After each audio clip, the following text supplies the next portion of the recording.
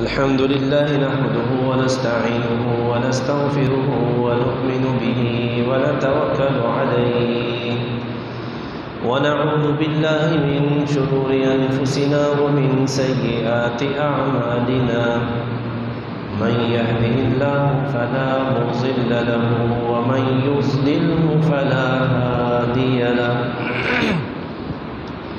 ونشهد أن لا إله إلا الله وحده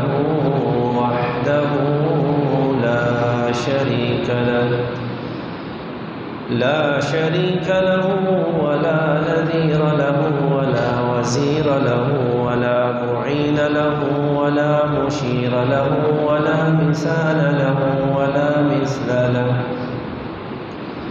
ونشهد أن سيدنا وسندنا وشفيعنا وحبيبنا وطبيبنا وطبيب قلوبنا محمدا عبده ورسوله صلى الله تعالى عليه وعلى آله وأصحابه وبارك وسلم تسليما كثيرا أما بعد فأعوذ بالله من الشيطان الرجيم بسم الله الرحمن الرحيم إن المنافقين يخادعون الله وهو خادعهم وإذا قاموا إلى الصلاة قاموا كسالى ولا يذكرون الله إلا قليلا قال النبي صلى الله عليه وسلم 4 من كن فيه كان منافقا خالصا ومن كانت فيه خصلة منهن كانت خصلة من النفاق حتى يدعها أو كما قال عليه الصلاة والسلام صدق الله مولانا العظيم وصدق رسوله النبي الكريم ونحن على ذلك لمن الشاهدين والشاكرين والحمد لله رب العالمين. تمام احباب شوق اور محبت کے ساتھ درود پاک پڑھ لیں. اللهم صل على محمد وعلى آل محمد كما صليت على إبراهيم وعلى آل إبراهيم إنك حميد مجيد. اللهم بارك على محمد وعلى آل محمد كما باركت على إبراهيم وعلى آل إبراهيم إنك حميد مجيد. رب اشرح لي صدري ويسر لي أمري واحلل عقدة من لساني يفقهوا قولي. محترم سامعین کرام، واجب الاحترام بزرگوں دوستوں، تمام تعریفیں اس اللہ وحدہ لا شریک ذات کے لیے جو ہم سب کا خالق اور ہم سب کا مالک ہے، ہم سب کا رازق ہے، ہم سب کا مشکل کشا ہے، ہم سب کا حاجت روا ہے، جس کا یہ اعلان ہے کہ ما اريد منهم من رزق وما اريد ان يطعمون. نہ تم سے وہ یہ چاہتا ہے کہ تم اس کو کھانا کھلاؤ، نہ تم سے وہ یہ چاہتا ہے کہ تم اس کو پانی پلاؤ، نہ تم سے وہ یہ چاہتا ہے کہ تم اس کو لباس پہناؤ. ان اللہ هو الرزاق، اس لیے کہ سب کو دینے والی ذات وہ ایک اللہ کی ذات ہے. اسی ذات نے انسان کو دنیا میں بھیجا، اور جتنی مخلوقات اللہ رب العزت کی ہیں، چاہے وہ ہمیں نظر آئیں یا نظر نہ آئیں، ان تمام مخلوقات میں سے سب سے زیادہ جو محبوب ہے اللہ کو مخلوق، وہ یہ انسان ہے. ہر محبت کرنے والا یہ چاہتا ہے کہ اس کے محبوب کو کبھی آنچ بھی نہ آئے، کبھی اس کو گرم ہوا تک نہ لگے، کبھی اس کو پریشانی نہ آئے، نہ مالی اعتبار سے، نہ جسمانی اعتبار سے، نہ روحانی اعتبار سے، کسی بھی اعتبار سے محبوب کو کوئی بھی تکلیف نہ آئے، تو اللہ اس انسان سے محبت کرنے والا ہے۔ یہ انسان نما مخلوق اللہ کے محبوب ہے۔ اللہ چاہتے ہیں کہ یہ انسان ہر قسم کے شرور اور آفات سے محفوظ رہے، ہر قسم کی پریشانیوں سے محفوظ رہے، اور سب سے بڑی پریشانی وہ ہے قیامت کے دن کے بعد جو پیش آنے والی جہنم کی پریشانی ہے، وہ ہے اس لیے کہ دنیا کے اندر بیماری آئی تو ایک نہ ایک دن ہی بیماری ٹھیک ہو جاتی ہے۔ زیادہ سے زیادہ یہی ہوگا کہ موت آ جائے گی، موت کے بعد پھر سکون ہے۔ مالی اعتبار سے پریشانی ہے، انسان محنت کرتا ہے، اس پریشانی دور ہو جاتی ہے۔ جتنی بھی پریشانیاں ہیں اس کا کوئی نہ کوئی حل، کوئی نہ کوئی سلوشن اس کا موجود ہے۔ لیکن جب قیامت کا دن ہوگا اور اس وقت جو لوگ ناکام ہو جائیں گے، جن کے لیے جہنم کا اعلان کر دیا جائے گا، اب یہ پریشانی کسی بھی طور سے ختم نہیں ہونے والی، کوئی بھی ایسا ذریعہ نہیں ہوگا کہ جس ذریعے سے جو ہے وہ جہنم کی سزا سے بچ سکے۔ کلما ارادوا ان یخرجوا منها اعیدوا فیها، جب وہ چاہے گا کہ جہنم سے نکلنا چاہے، دوڑ لگا کہ جہنم کنارے تک جائے گا، اللہ پاک پھر دوبارہ جہنم کے اندر دھکیل دیں گے۔ کلما ناضجت جلودہم بدلناہم جلودا غیرہا لیذوقوا العذاب، جہنم کی سزا کے طور پہ جو آگ کے شعلے جل رہے ہیں، جس کے اندر اس کو جلایا جا رہا ہے، اس سے اس کے جسم کی کھال جل کے راکھ ہو جائے گی، لیکن اللہ پاک اس کو نئی کھال عطا فرما دیں گے۔ فذوقوا، کہا جائے گا چکھو، مزہ چکھتے رہو جو تم دنیا میں نافرمانی کر کے آئے ہو۔ تو اللہ کی چاہت، اللہ کی منشا، اللہ کی محبت کا تقاضا یہ ہے کہ یہ انسان اس سے محفوظ رہے۔ آپ حضرات نے سورہ رحمان کی تلاوت سنی بھی ہوگی، سورہ رحمان کی تلاوت کی بھی ہوگی، کبھی ترجمہ بھی سماعت فرمایا ہوگا، کبھی خود اس کا ترجمہ کیا بھی ہوگا۔ اللہ رب العزت بار بار اپنی نعمتوں کا اعلان کرتے ہیں کہ یہ میری نعمت ہے، یہ میری نعمت ہے، اور ہر نعمت کے بعد یہ فرماتے ہیں کہ فَبِأَيِّ آلَاءِ رَبِّكُمَا تُكَذِّبَانِ، کہ اے جن اور انس، تم اپنے رب کی کون کون سی نعمت کو جھٹلاؤ گے۔ لیکن ایک مقام ایسا بھی آتا ہے کہ اللہ رب العزت نے فَيَوْمَئِذٍ لَا يُسْأَلُ عَنْ ذَنبِهِ إِنسٌ وَلَا جَانٌ فَبِأَيِّ آلَاءِ رَبِّكُمَا تُكَذِّبَانِ يُعْرَفُ الْمُجْرِمُونَ بِسِيمَاهُمْ فَيُؤْخَذُ بِالنَّوَاصِي وَالْأَقْدَامِ فَبِأَيِّ آلَاءِ رَبِّكُمَا تُكَذِّبَانِ هَذِهِ جَهَنَّمُ الَّتِي يُكَذِّبُ بِهَا الْمُجْرِمُونَ يَطُوفُونَ بَيْنَهَا وَبَيْنَ حَمِيمٍ آنٍ۔ جہنم کا تذکرہ کیا، اور تذکرہ کرنے کے بعد اللہ پاک پھر فرماتے فَبِأَيِّ آلَاءِ رَبِّكُمَا تُكَذِّبَانِ۔ سوال ذہن میں آتا ہے کہ یہ کون سی نعمت ہے؟ جہنم کا تذکرہ ہو رہا ہے، مجرموں کا ذکر ہو رہا ہے، جہنم کی سزا سے ڈرایا جا رہا ہے، لیکن اللہ پاک کیا فرماتے فَبِأَيِّ آلَاءِ رَبِّكُمَا تُكَذِّبَانِ، کہ تم اللہ کی کون کون سی نعمت کو جھٹلاؤ گے؟ تو جہنم کی سزا یہ کوئی نعمت تو نہیں ہے، جہنم کی سزا کے اندر مبتلا ہو جانا یہ کوئی نعمت تو نہیں ہے۔ تو علماء فرماتے ہیں کہ دیکھیے اللہ رب العزت کا خبردار کر دینا یہ اللہ کی نعمت ہے، کہ اللہ نے جہنم کا ذکر کر کے انسان کو خبردار کر دیا کہ اس جہنم کو اپنے آپ سے بچاؤ۔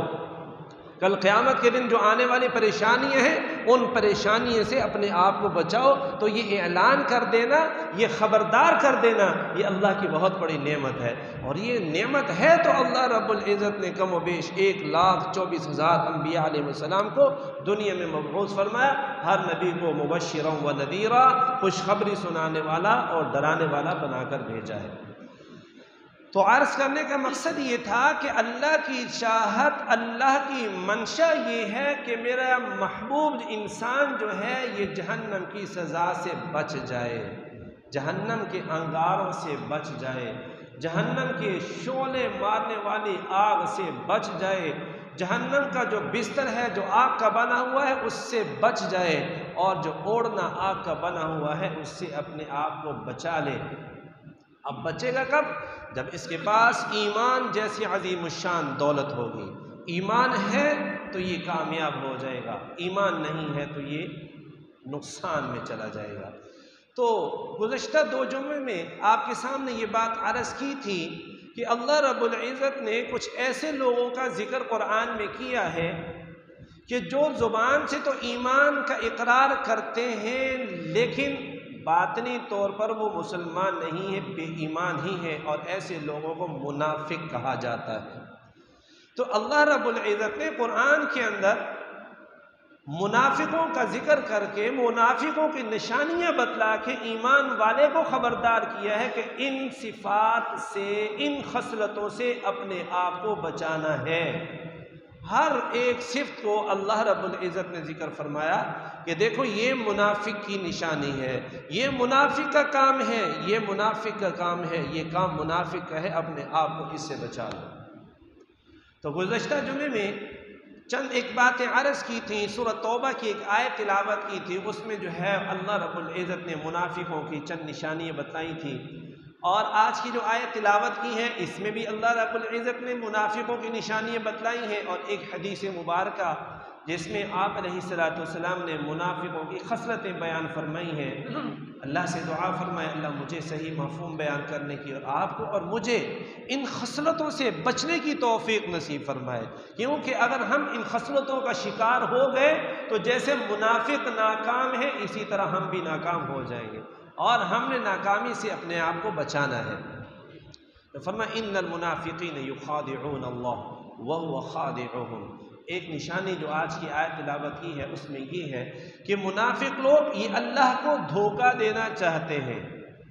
اللہ کی ذات تو وہ ذات ہے جو علیم بذات الصدور ذات ہے، جو انسان کے دل میں خیالات اٹھتے ہیں اللہ کو اس کا علم ہے۔ یعلم خائنۃ الاعین وما تخفی الصدور، فرما انسان کی آنکھ جو خیانت کرتی ہے اللہ اسے بھی جانتا ہے، انسان کا سینہ اس کے اندر جو راز پوشیدہ ہے اللہ اسے بھی جانتا ہے۔ تو یہ منافق لوگ اپنے ایمان کا اظہار کر کے اپنے کفر کو چھپا کے اللہ کو دھوکہ دینا چاہتے۔ چلو مان لیے کہ عام انسان کو تو دھوکہ دے لیں گے لیکن اللہ کو تو دھوکہ نہیں دے سکتے نا۔ تو اللہ پاک فرماتا ہے یہ اللہ کو دھوکہ دینے کی کوشش کر رہے لیکن وَهُوَ خَادِعُهُمْ، اللہ کی ذات ان کو ان کے دھوکے کے اندر ہی مبتلا رکھیں گے کہ اسی دھوکے کا شکار ہو کے دنیا سے جب چلے جائیں گے تو پھر ناکامی ان کا مقدر بن جائے گی۔ تو اس لیے سب سے پہلے منافق کی علامت یہ بتائی کہ اس کا ظاہر اور باطن ایک نہ ہو، ظاہر اور باطن ایک نہ ہو۔ اگر ظاہر اور باطن ایک ہے تو یہ ایمان والا ہے، اور اگر ظاہر اور باطن ایک نہیں ہے تو یہ ایمان والا نہیں ہے، یہ منافق ہے، اس کو اپنے ایمان کی فکر کرنا چاہیے۔ وَإِذَا قَامُوا إِلَى الصَّلَاةِ قَامُوا كُسَالَىٰ۔ اللہ رب العزت نے جب ہم سب نے کلمہ لا الہ الا اللہ محمد الرسول اللہ پڑھ لیا ہے تو اللہ رب العزت کے بہت سے احکامات ہماری طرف متوجہ ہوتے ہیں، اور ان میں سب سے اہم ترین حکم، ان اعمال میں سے سب سے افضل ترین عمل جو ہے وہ نماز کا ہے۔ تو فرمایا منافق لوگ جو ہے وَإِذَا قَامُوا إِلَى الصَّلَاةِ قَامُوا كُسَالَىٰ، بد دلی کے ساتھ نماز کے لیے کھڑے ہو تو جاتے ہیں لیکن بڑی بد دلی کے ساتھ، خوشی کے ساتھ نماز پڑھنے کے لیے حاضر نہیں ہوتے۔ آج ہم اپنی زندگی کو دیکھیں، آج ہم اپنی زندگی کو دیکھیں، کیا یہی چیز ہمارے اندر موجود ہے یا نہیں ہے؟ اذان ہو رہی ہے، ہمیں کھانے کی فکر ہے، اذان کی فکر نہیں ہے۔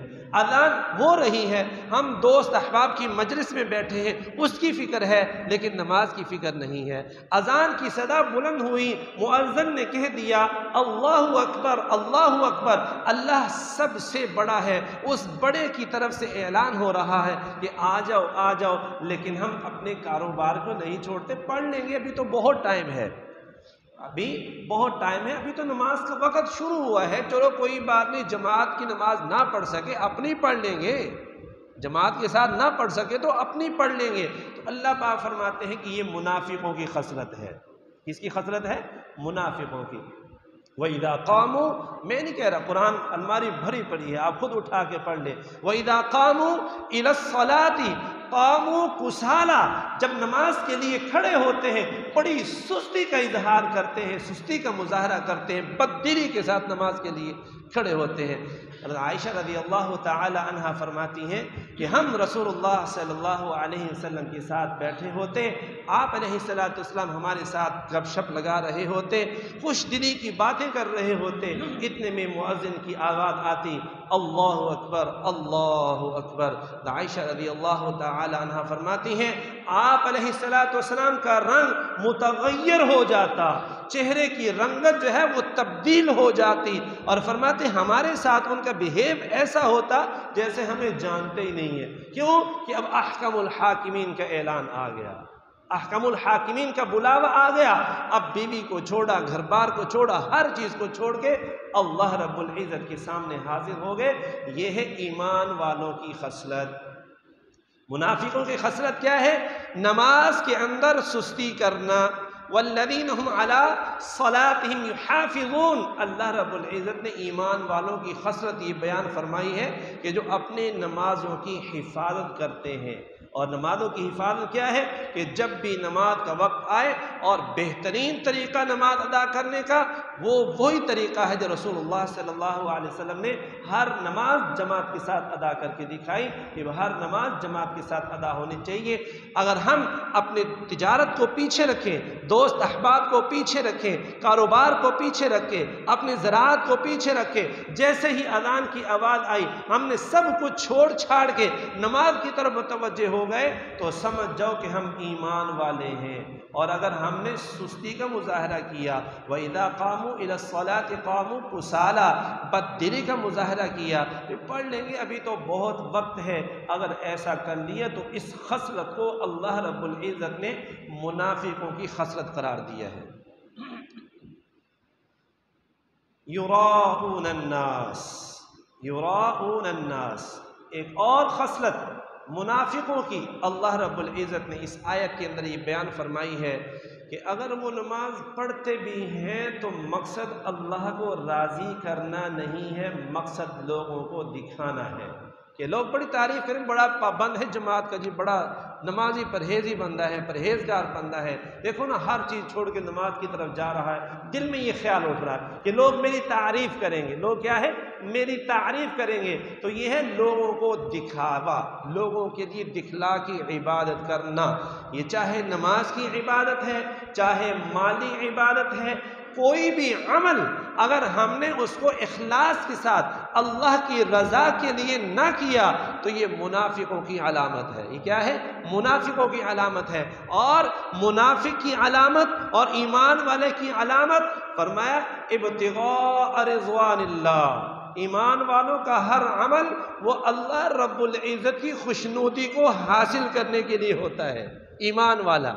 اور جو منافق ہے وہ کیا کرتا ہے؟ یراؤون الناس، لوگوں کو دکھانے کے لیے کرتا ہے۔ ایمان والا اللہ کو راضی کرنے کے لیے کرتا ہے، منافق لوگوں کو دکھانے کے لیے کرتا ہے۔ اللہ پاک فرماتے جو مجھے راضی کرنے کے لیے کرے گا، دیکھو ایک کھجور ہے، ایک کھجور کے دو حصے کر کے ایک حصہ میری رضا کے لیے صدقہ کر دو، میرا اعلان ہے، میرا یہ وعدہ ہے کہ یہ کھجور کا آدھا حصہ، آدھا ٹکڑا جو ہے یہ تیرے لیے جنت میں جانے کے لیے کافی ہے۔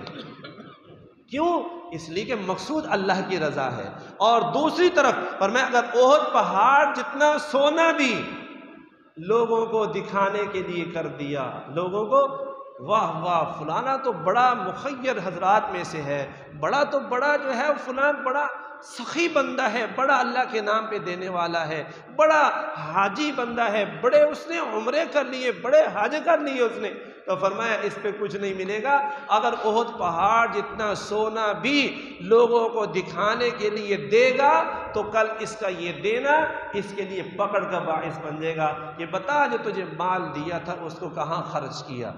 آج ہمیں یہ فکر تو ہے الحمدللہ کہ ہم حلال طریقے سے مال اکٹھا کریں، مال اکٹھا کرتے ہیں، اکثر لوگ ہم میں سے الحمدللہ ایمان والے ہیں، صاحب ایمان ہیں، مال روزی تلاش کرتے وقت ہماری کوشش ہوتی ہے کہ حلال روزی ہو، کمائی ہماری حلال کی ہو، لیکن کبھی ہم نے یہ نہیں سوچا، صرف یہی پوچھ نہیں ہوگی کہ حلال مال کمایا تھا یا حرام کمایا تھا، یہ بھی پوچھو گی کہ بتا مال خرچ کہاں کیا تھا۔ جس طرح مال اکٹھا کرنے کے متعلق پوچھو گی کہ حلال طریقے سے اکٹھا کیا تھا یا حرام طریقے سے اکٹھا کیا تھا، اسی طرح جب خرچ کرنے کی باری آئے گی تب بھی یہ پوچھو گی کہ بتا مال اللہ کو راضی کرنے کے لیے خرچ کیا تھا یا لوگوں کو دکھاوے کے لیے خرچ کیا تھا۔ تو فرمایا منافق کی نشانی کیا ہے؟ یراؤن الناس، لوگوں کو دکھانے کے لیے کرتا ہے، ابتغاء رضوان اللہ، اللہ کو راضی کرنے کے لیے، اللہ کی رضا کو تلاش کرنے کے لیے جو خرچ کرے گا وہ صاحب ایمان ہوگا۔ نہیں اس کا ہر عمل، چاہے نماز پڑھ رہا ہے، چاہے حج کر رہا ہے، چاہے روزے ادا کر رہا ہے، چاہے کسی کے ساتھ تعاون کر رہا ہے، مالی تعاون کر رہا ہے، جانی تعاون کر رہا ہے، کسی بھی اعتبار سے تعاون کر رہا ہے، اس کا مقصود نظر اللہ کی رضا ہے، تو فرمایا یہ ایمان والا ہے۔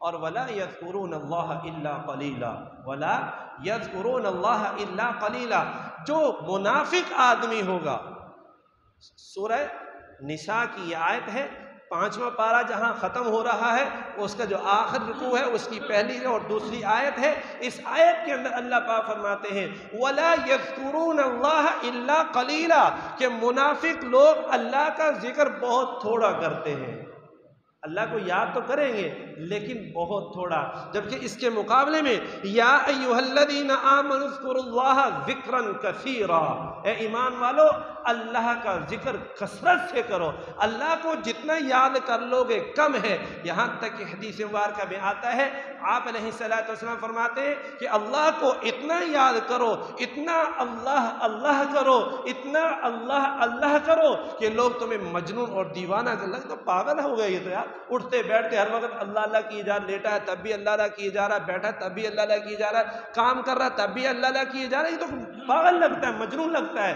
تو فرمایا اتنا اللہ کو یاد کرو کہ لوگ تمہیں مجنون اور دیوانہ کہنے لگے۔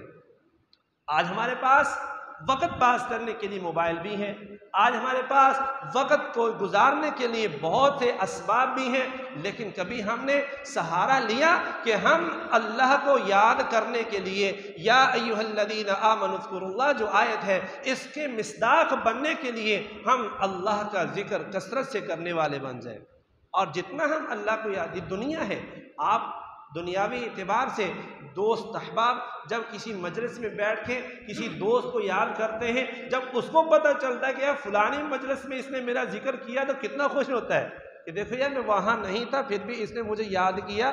تو جب ہم اپنے خالق اور مالک کو یاد کریں گے تو اس کی خوشی کی انتہا کیا ہوگی کہ اس کا حکم ہے کہ یا ایھا الذین آمنوا اذکروا اللہ ذکرا کثیرا، کہ اللہ کا ذکر کثرت سے کرو۔ تو جو ذکر کرے گا وہ صاحب ایمان ہے، جو ذکر نہیں کر رہا اس کو اللہ رب العزت نے منافق کی خصلت بتلایا ہے۔ اب ہم دیکھیں کہ ہم نے اپنے آپ کو منافقوں کی صف میں شامل کرنا ہے یا ہم نے اپنے آپ کو جو ہے ایمان والوں کی صف میں جو ہے وہ داخل کرنا ہے۔ ایک حدیث مبارکہ میں آپ علیہ الصلوۃ والسلام آج کل جو قرآن اللہ رب العزت نے نازل فرمایا 1400 سال پہلے، اس وقت کے لوگوں نے پڑھا، وہ یہی سمجھے کہ یہ قرآن ہمارے لیے اللہ نے نازل فرمایا ہے۔ آج ہم قرآن پڑھتے ہیں ہم یہی سمجھیں گے، معلوم یہی ہوتا ہے کہ اللہ رب العزت نے قرآن اس زمانے کے اعتبار سے نازل فرمایا ہے، اسی کو قرآن کا اعجاز اور معجزہ کہا جاتا ہے۔ اسی طرح جو باتیں نبی علیہ الصلوۃ والسلام نے اپنے زمانے کے اندر ارشاد فرما دی، آج اگر ہم غور کریں تو یوں معلوم ہوگا کہ حضور نے آج کے زمانے کو دیکھ کے یہ باتیں جو ہے وہ بیان فرمائی ہیں۔ ان باتوں میں سے چند باتیں جو منافقوں کی خصلت آپ علیہ الصلوۃ والسلام کی زبان مبارک سے معلوم ہوتی ہیں وہ یہ ہیں، اربع من کن فیہ کان منافقا خالصا۔ خالص چیز کا پتہ نا آپ کو؟ خالص چیز کس کو کہتے ہیں؟ بھینس کا دودھ نکالا اس میں ایک قطرہ پانی بھی نہیں ملایا، یہ کیا ہے؟ خالص ہے۔ یہ کیا ہے؟ خالص ہے، ایک قطرہ پانی کی بھی اس میں آمیزش نہیں ہے۔ اسی طرح جتنی چیزیں ہیں جو خالص ہے وہ خالص ہے، اس میں ہلکی سی دوسری چیز کی آمیزش کر دی تو وہ خالص نہیں رہتی۔ تو آپ علیہ الصلوۃ والسلام فرماتے اربع من کن فیہ کان منافقا خالصا، 4 باتیں جس شخص کے اندر بھی پائی جائیں گی۔ کتنی باتیں؟ 4 باتیں۔ فرمایا جس شخص کے اندر بھی پائی جائیں گی کان منافقا خالصا، وہ خالص منافق ہے۔ اس طرح میں نے مثال دی، دودھ ہے، ایک قطرہ پلا دیں، اس میں ڈال دیں، آمیزش کر دیں تو وہ خالص نہیں رہے گا۔ تو اسی طرح حضور کیا فرماتے ہیں، اربع من کن فیہ کان منافقا خالصا، کہ وہ شخص جس کے اندر یہ 4 باتیں پائی جائیں وہ منافق ہے، اور منافق بھی ایسا کہ اس میں آمیزش ایمان ہے ہی نہیں ہے اس کے اندر۔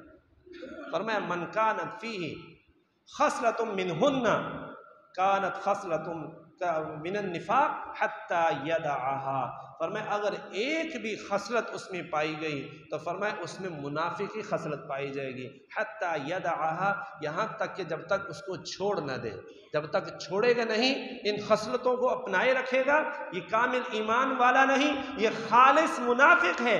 میں نہیں کہہ رہا، نبی علیہ الصلوۃ والسلام امام الانبیاء فرما رہے ہیں کہ جس شخص کے اندر یہ 4 باتیں پائی جائیں، 4 خصلتیں پائی جائیں، وہ پکا خالص منافق ہے۔